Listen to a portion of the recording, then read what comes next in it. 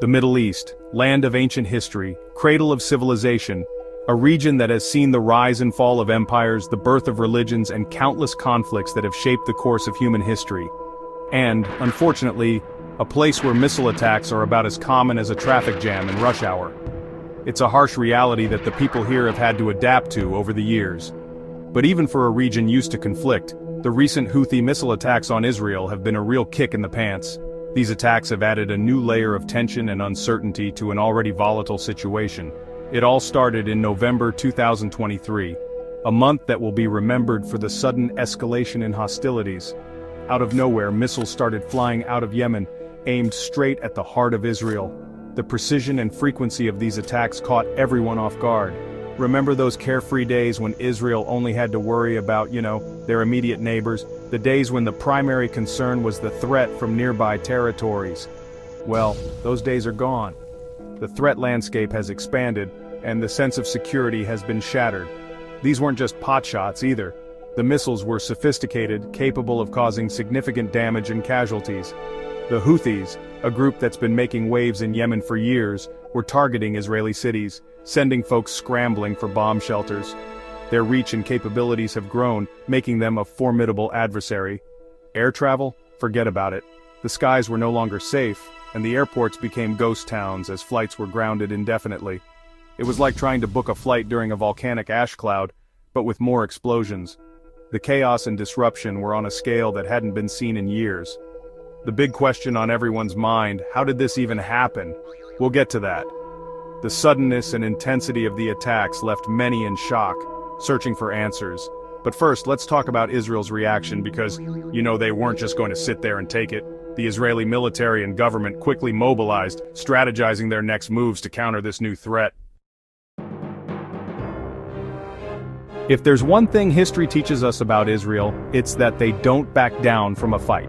So when the Houthis started lobbing missiles, Israel responded the way they know best, with overwhelming force. Think back to July 2023. That's when Israel launched their first round of airstrikes against the Houthis. And we're not talking about a couple of jets making a quick flyby. We're talking about a full-blown aerial campaign, targeting everything from military bases to infrastructure. Power stations gone, fuel depots toast. Even Sana'a International Airport got a taste of Israeli firepower. The message was clear.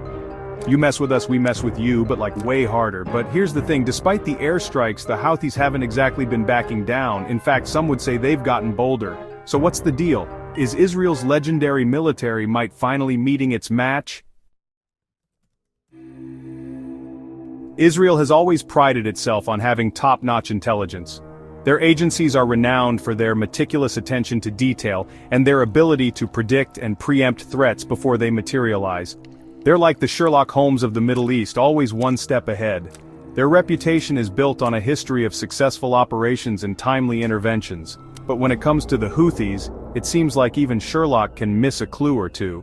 The Houthis, a group that many considered to be a minor player, have managed to slip under the radar. Some experts are saying that Israel simply didn't take the Houthi threat seriously enough. They argue that the focus was too narrow, centered on more immediate threats. They were too focused on Hamas in Gaza and Hezbollah in Lebanon, the usual suspects. These groups have been long-standing adversaries, and their activities have always demanded Israel's attention. Yemen? That was way over there, a whole other time zone. The geographical distance perhaps contributed to a sense of security, a belief that the Houthis were too far away to pose a real threat. Others argue that Israel underestimated the Houthis' capabilities. They were seen as a local problem, a group involved in a regional conflict with limited reach.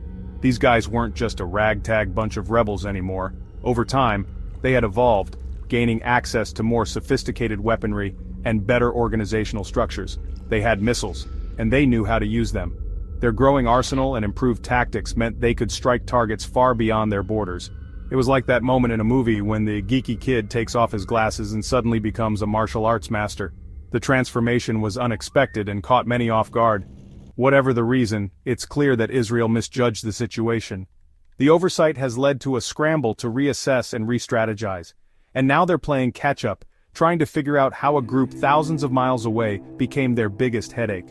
The challenge now is to adapt quickly and effectively to this new reality.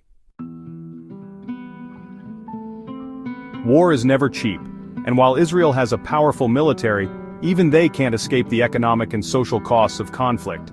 The Houthi missile attacks, while not crippling, have definitely put a dent in Israel's wallet. Remember those shipping lanes in the Red Sea and the Gulf of Aden? Yeah, those are pretty important for global trade. And with the Houthis lobbing missiles like it's going out of style, ships are now taking longer, more expensive routes. It's like trying to avoid a toll road by driving through a cornfield. On the social front, Israelis are understandably on edge. Imagine living with the constant threat of missiles raining down from the sky. It's enough to make anyone reach for the Xanax. But here's the thing. Israelis have been dealing with conflict for decades. They're practically experts at running for bomb shelters. So while the Houthi attacks are scary, they haven't exactly paralyzed the country. Section 5. The Houthi Playbook: Understanding Their Motives. So, what's the deal with the Houthis? Why are they making headlines and stirring up international waters? Why are they picking a fight with Israel, a country thousands of miles away? What could possibly be their endgame? Well, in the words of every Bond villain ever, it's complicated. Their motives are layered and multifaceted. On the surface, it seems like the Houthis are trying to flex their muscles, show the world they're a force to be reckoned with. They want to be seen as powerful and influential. They're like that new kid in school who starts a fight just to prove they're tough. It's a way to establish dominance and gain respect. But there's more to it than that. Their actions are not just about showing off their strength. The Houthis also have a bone to pick with Saudi Arabia, Israel's ally. This regional rivalry adds another layer to their motives. And by attacking Israel, they're putting pressure on the Saudis, hoping to force them to the negotiating table. It's a strategic move to gain leverage. Of course, there's also the whole enemy of my enemy is my friend thing. Aligning against a common foe can create unexpected alliances. Iran, who has never been a fan of Israel, has been accused of supplying the Houthis with weapons. This support complicates the geopolitical landscape even further. So some see the Houthi attacks as Iran's way of poking the Israeli bear from afar. It's a proxy battle, with the Houthis acting as Iran's extended arm in the region. Understanding their motives requires looking at the broader picture, considering regional dynamics, historical grievances, and international alliances. Only then can we begin to grasp the complexity of their actions. Section 6. An Uneasy Alliance: Iran's Role in the Conflict. Let's talk about Iran for a second because, let's be honest, no conversation about Middle Eastern conflict is complete without mentioning the big green elephant in the room. Iran and Israel. They're like those two co-workers who can't stand each other but are forced to work together on a project. There's tension, there's mistrust, and every once in a while someone accidentally spills coffee on the other person's keyboard. So where do the Houthis fit into all of this? Well, Iran has been accused of supplying the Houthis with weapons and training. Think of it like Iran giving the Houthis a slingshot and pointing them in Israel's direction. Iran denies any direct involvement. But let's be real, they're probably not losing any sleep over the fact that Israel has another enemy to worry about. Section 7. The International Stage: Global Reactions and Inaction. You'd think that with missiles flying across international borders, the world would be up in arms, right? Well, you'd be wrong. Sure, there have been some strongly worded statements from the usual suspects, condemning the violence and calling for peace. But let's be real. Those are about as effective as a screen door on a submarine. The truth is, the international community is pretty much all talk and no action when it comes to the Israeli-Houthi conflict. They're like that friend who promises to help you move but then gets sick on moving day. Part of the problem is that the Middle East is already a dumpster fire of geopolitical conflicts. It's like trying to put out a fire in a fireworks factory. So, for now, Israel and the Houthis are pretty much on their own. And that's not exactly a recipe for peace and stability. Section 8. The Fog of War. Predicting the future of the conflict. Predicting the future is a fool's game, especially in the Middle East. It's like trying to guess the ending of a movie based on the first 5 minutes. But if there's one thing we can say for sure, it's that the Israeli-Houthi conflict isn't going away anytime soon. It's like that annoying song that gets stuck in your head for days.